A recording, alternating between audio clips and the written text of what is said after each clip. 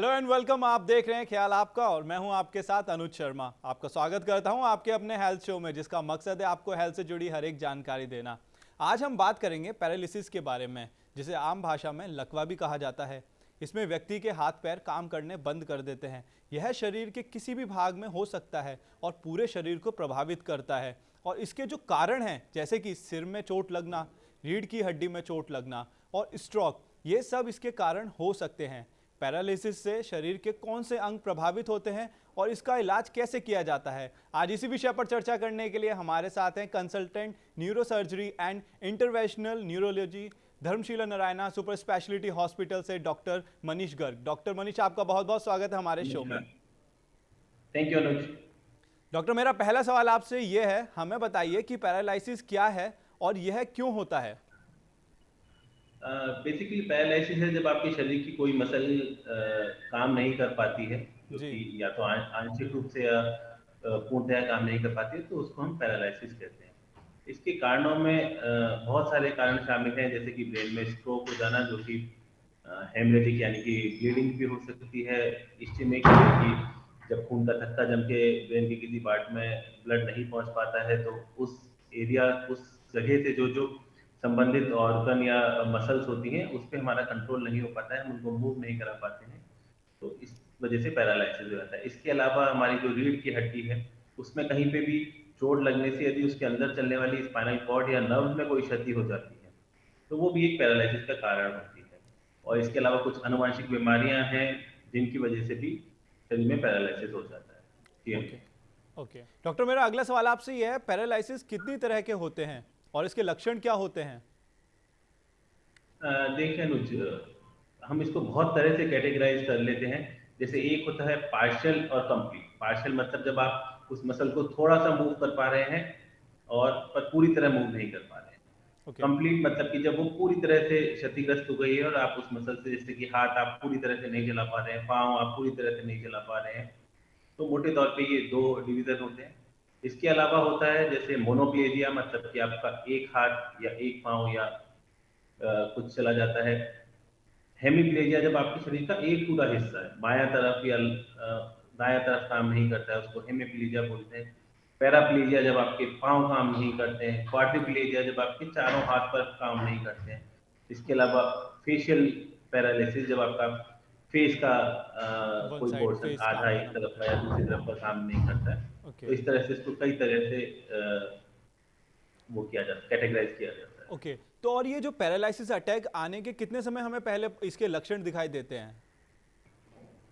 देखिए अनुज, यदि हम मोटे तौर पे बात करेंगे, जो कि मोस्ट कॉमन कॉज है पैरालिसिस का, जिसको हम स्ट्रोक बोलते हैं, जी।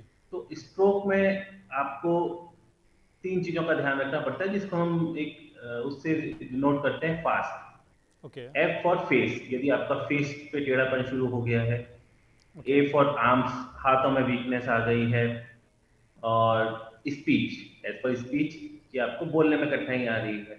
ये पैरालिसिस होने के तुरंत बाद ही आपको शुरू हो जाएगा। कई बार ऐसा होता है कि छोटा सा क्लॉट ब्रेन में गया, उसने आपको कुछ समय के लिए ये सब चीजें तकलीफ करी और वो स्वतः गल गया और आपका फ्लो वापस रिस्टेब्लिश हो गया और आपके ये जो डेफिसिट से वापस रिकवर कर जाते हैं, जिसको हम ट्रांजिएंट इस्चेमिक अटैक कहते हैं। और जी। कई बार ऐसा होता है कि वो बड़ा क्लॉट अटक गया और उसने उस ब्रेन के उस पोर्शन को क्षतिग्रस्त करना शुरू कर दिया, तो वो स्वतः रिकवर नहीं होता। तो जनरली जैसे ही आपके कोई क्लॉट अटकता है स्ट्रोक में, ओके उसके तुरंत बाद ये लक्षण आने लग जाते हैं। या आपके रीढ़ की हड्डी में चोट लगी, यदि ओके डायरेक्ट आपकी नसों में चोट लगी है, तो उसी समय आपको लक्षण आ जाएंगे।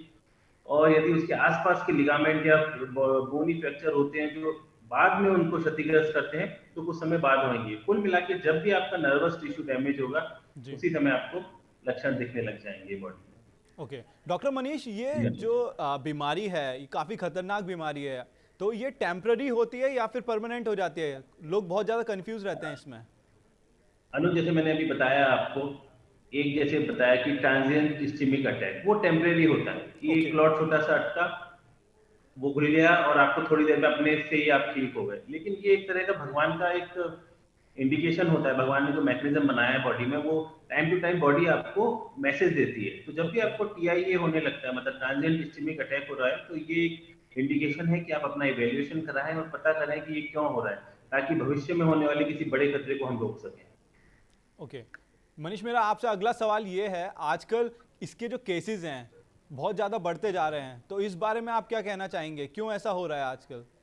देखिए सबसे इम्पोर्टेंट तो है सेडेंटरी लाइफ स्टाइल, जो हमारी लाइफ स्टाइल में चेंज आया है। अभी कोरोना के टाइम में हमने देखा कि हम लोग एक्सरसाइज छूट गई हमारी, खान ओके। पीन में जो बदलाव आए हैं, जो हम बैलेंस डाइट पहले लेते थे वो नहीं हो पा रहा, घूमना फिरना नहीं हो पा रहा है, स्ट्रेस बहुत बढ़ गया है, प्रदूषण बहुत बढ़ गया है, हमारे शरीर में कोलेस्ट्रॉल के लेवल बढ़ने लग गए हैं बिकॉज लेक ऑफ एक्सरसाइज और हाई फूड और जंक फूड की वजह से। जी। तो ये मोटे तौर पे कुछ कारण है जिसकी वजह से ये प्रॉब्लम्स आती हैं। तो इसमें जैसे आपने बताया हम घूम नहीं पा रहे, एक्सरसाइज नहीं करते हैं, और कोरोना की वजह से हम लोग स्क्रीन भी बहुत ज़्यादा, स्क्रीन टाइम हमारा बढ़ गया है स्क्रीन का। बिल्कुल तो ये सब इसी वजह से, मतलब इस बीमारी का जो ये मोटे मोटे चीज़ें होती हैं वो इसी वजह से होती हैं। बिल्कुल बिल्कुल, लेक ऑफ एक्सरसाइज और लेक ऑफ फिजिकल एक्टिविटी से बॉडी में मोटापा आता है, कोलेस्ट्रॉल बढ़ता है और वो सब बाद में स्ट्रोक के रूप में ओके। प्रेजेंट करते हैं। मेरा अगला सवाल आपसे ये है, इसके ट्रीटमेंट में किस तरह की सर्जरी होती है और थेरेपी होती है? देखिए सबसे इम्पोर्टेंट तो रहता है, यदि आप टाइमली, जब भी स्ट्रोक आता है और टाइमली अस्पताल पहुंच जाते हैं 6 से 9 घंटे के अंदर, तो हम जो भी क्लॉट वगैरह होता है उसको या तो दवाई से घोलने का कोशिश करते हैं ताकि रक्त का संचार पुनः स्थापित हो सके। ओके। यदि उस ऐसा नहीं होता है और बड़ी वेसल में क्लॉट अटका होता है तो एक प्रोसीजर है जिसको मैकेनिकल थ्रोम्बेक्टमी कहते हैं, उसमें हम जांग के रास्ते से तार डाल के उस क्लॉट को बाहर निकालते हैं। ओके। और यदि एक बार पक्षाघात आ गया है और शरीर में वीकनेस आ गई है, मसल्स में वीकनेस आ गई है, तो फिर फिजियोथेरेपी से हम उसको इम्प्रूव कराते हैं ताकि बॉडी का टोन और बॉडी की उसको वापस ताकत को वापस लाया जा सके मसल। ओके। सो पैरालिसिस का मतलब अटैक ना आए या फिर इसकी पहचान करने के लिए मेन टेस्ट कौन सा किया जाता है?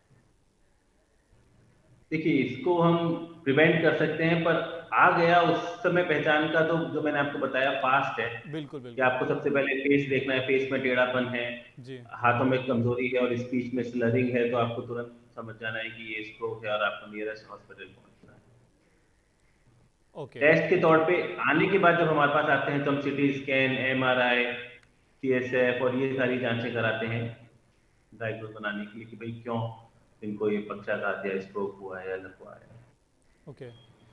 पर क्या किसी नॉर्मल व्यक्ति को उसके लाइफस्टाइल की वजह से भी पैरालिसिस हो सकता है, ऐसा कि आपने हमें बताया, तो इसमें सिम्टम्स क्या आने लगते हैं पैरालिसिस के, जो देखिए नॉर्मल चीज़ों से यदि होता है? स्ट्रोक में यदि आपको सिम्टम्स आएंगे, यदि स्ट्रोक की कहें तो वो हमेशा अचानक सडन ऑनसेट ही होगा, ओके।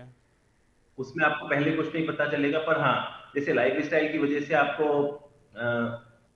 स्पाइन का कोई प्रॉब्लम आ रहा है, स्पाइन की प्रॉब्लम की वजह से यदि कोई पैरालिसिस आ रहा है, पैराप्लेजिया हो रहा है या जी। मोनोप्लेजिया हो रहा है, तो उसमें आपको सुनपन महसूस होगा, टिंगलिंग सेंसेशन आएंगे हाथ पैरों में, पेशाब में रुकावट सी महसूस होगी, जी। पैरों में कमजोरियां शुरू होंगी, तलवों में जलन सी मचेगी। ये सब इंडिकेशन है कि कहीं ना कहीं नर्व कंप्रेशन हो रहा है। आप टाइमली डॉक्टर को दिखा के, न्यूरोलॉजिस्ट न्यूरोसर्जन को दिखा के उसको ट्रीट कर सकते हैं और एक बड़ी प्रॉब्लम से बच सकते हैं।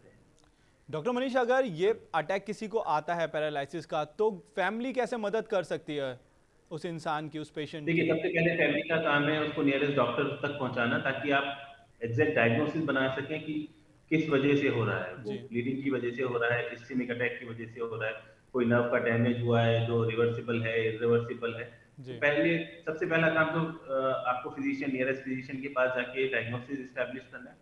उसके बाद जब एक बार इसका ट्रीटमेंट हो जाता है और जो वीकनेस रहती है उसमें फैमिली का सपोर्ट बहुत जरूरी होता है, मानसिक और शारीरिक रूप से फैमिली को सपोर्ट करना पड़ता है पेशेंट को, उनको जी। एक्सरसाइज में मदद करनी पड़ती है, उन्हें मेंटली स्ट्रांग रखना पड़ता है, क्योंकि जब भी स्ट्रोक का पेशेंट होता है एकदम से चलता फिरता आदमी अचानक से बेड पे आ जाता है तो वो शरीर के साथ साथ मन से भी टूटता है। ओके। तो उस समय फैमिली का सपोर्ट बहुत इंपॉर्टेंट हो जाता है उसके अंदर की जी जीविका को मजबूत रखने के लिए। ओके। मेरा अगला सवाल आपसे ये है मनीष, कि क्या ये जेनेटिक बीमारी है?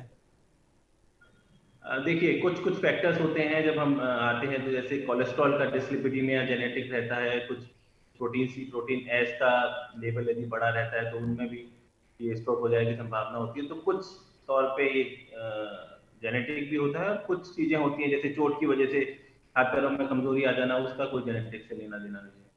ओके। तो क्या ये इस पैरालिसिस बीमारी से क्या कहते हैं डेथ भी हो सकती है, डेथ का कारण बन सकती है क्या ये? बिल्कुल, बिल्कुल। मान लीजिए यदि आपकी सर्वाइकल रीजन पे चोट लगती है और एक बड़ी वेसल का स्ट्रोक हो जाता है, जिससे ब्रेन में प्रेशर बन जाता है, ब्रेन का बहुत बड़ा भाग काम करना बंद कर देता है और प्रेशर बन जाता है, तो उस वजह से कई बार पेशेंट की डेथ भी हो जाती है। ओके, जैसे कि आपने अभी बताया कि चोट लगने से या फिर अगर रीढ़ की हड्डी में इसे लगने से तो कितने % चांसेस हो जाते हैं इसके बन जाते हैं कि ये पैरालिसिस हो सकता है, और इसका बचाव कैसे किया जाए, इसी स्थिति में क्या किया जाए? देखिए, रीढ़ की हड्डी में डिपेंड करता है कि आपका कितना गंभीर चोट आया है। यदि चोट बहुत गंभीर है और वो पूरी ट्रांजैक्ट हो जाती है, तो 100% केस में पैरालिसिस होता है। यदि मात्र हड्डी अपनी जगह से हल्की सी खिसक या टूट के रह जाती है, तो चांसेस कम है कि पैरालिसिस होगा। पर बचाव के तौर पे देखिए, जो भी हम रोड ट्रैफिक के नियम रहते हैं कि सीट बेल्ट पहनिए, हेलमेट पहनिए, ताकि आप सर्वाइकल को रोक सकें, कमर को जी। रोक सकें, कमर में चोट लगने से अपने आप को बचा सकें। इसके अलावा जब स्विमिंग में जो डाइविंग करते हैं, तो उस समय ध्यान रखिए कि आप बहुत ऊंचे से या बहुत छिछले पानी में डाइव ना करें, उससे सर्वाइकल में इंजरी हो जाती है। तो ये कुछ चीजें हैं जिससे आप अपने आप को बचा सकते हैं। ओके, डॉक्टर आप चलते चलते मनीष आप क्या मतलब कुछ एडवाइस देना चाहेंगे ऑडियंस को, या सजेशन कुछ देना मैं चाहेंगे यही पैरालिसिस के बोलना लिए? चाहूंगा कि आप इनके लक्षणों को टाइमली पहचानें। जैसा मैंने बताया, फेस का टेढ़ापन, नमनेस आना, सुनपन आना, जी। किसी मसल का पर्टिकुलर कमजोर हो जाना, तो इसको टाइमली आप आइडेंटिफाई करें और तुरंत अपने चिकित्सक से परामर्श लें और एक मेजर इशू से बचाएं अपने आप। ओके डॉक्टर, आपका बहुत बहुत शुक्रिया हमारे तमाम सवालों के जवाब देने थैंक के यू लिए अनुज, हमें ज्वाइन थैंक यू करने के वेरी लिए। Much. Thank you. Thank you so much. आजकल पैरालिसिस बहुत कॉमन होता जा रहा है, जो कि सिर में चोट लगना या फिर रीढ़ की हड्डी में चोट लगने के कारण हो सकता है। डॉक्टर द्वारा बताए गए कई कारणों से भी ये होता है, इसलिए इन लोगों को अपना खास कर ध्यान रखने की जरूरत बहुत ज़्यादा है। अब हमें दीजिए इजाज़त, हम कल फिर हाजिर होंगे एक नए एपिसोड और एक नए डॉक्टर के साथ, गेस्ट के साथ। तब तक अपना और अपनों का ध्यान रखें। चलते चलते हम आपको बताना चाहते हैं TV9 डिजिटल के न्यू इनिशिएटिव TV9 वैन के बारे में। आखिर क्या ही इनिशिएटिव, देखते हैं इस छोटी सी वीडियो में। Today, doctors are busier than ever providing care and advice to patients. And the reality is that an average patient now spends much more time in the waiting room than in the doctor's chamber. With such a captive audience, it's time to put their wait time to good use. Introducing TV9 Waiting Area Network that provides premium patient engagement experience through engaging and informative videos. These videos are created keeping in mind an Indian patient seeking medical attention. TV9 Waiting Area Network provides a perfect platform for educating the patients on everything a doctor's practice has to offer while elevating the doctor's brand at the same time. As a doctor, all you need is to have Wi-Fi at your clinic and we'll take care of the rest. We provide you with a TV, a media player, your clinic profile, and a playlist customized as per your practice. Combine all this with the regular news updates from TV9